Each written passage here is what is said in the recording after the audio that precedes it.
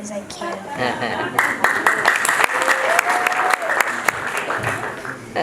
Today I'll be talking about the book of Esther. Back in these times, King Ahasuerus, who was the king of India, even to Ethiopia, was ruling over these provinces. At that time, Queen Vashti ruled over the land with him, and there was this big banquet for all the princes, and he invited all the men of the city to come enjoy the feast. He asked his servants to bring Queen Vashti, his wife, to the banquet. When they came to her, they told her what he had said, and she refused to come. The rule in those days, if you didn't follow the rule from the king, was you would be put to death. When they came back to the king, when he pointed his royal scepter at one of the servants, and they came and whispered in his ear what she had said.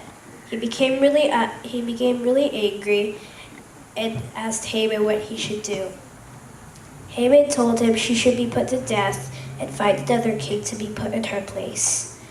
Later on, after, he ordered all the soldiers to go and find all the unmarried women from the city to come and have a beauty pageant in the palace so he could choose his queen.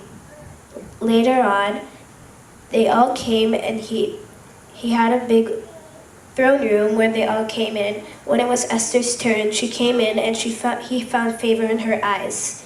She became queen, and during the feast of celebration, two doorkeepers, Bigshon and Teresh, came to a plan to murder him during the celebration. Mordecai, the gatekeeper, overheard them, and he told Esther, who told the king. He ordered them to be put to death, and Mordecai's name was being put in the book of records.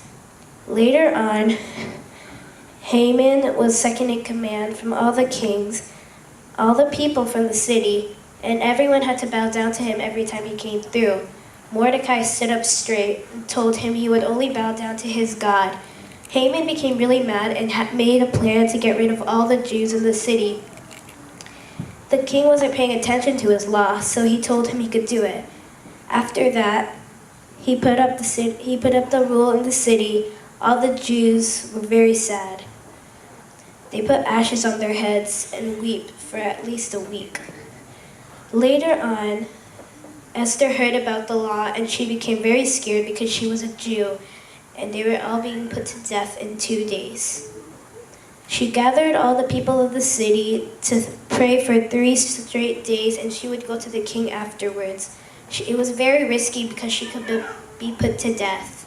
Later, when she came to the king was very angry because she had appeared without being called, but he calmed because she fainted on the ground, for there was anger in his eyes.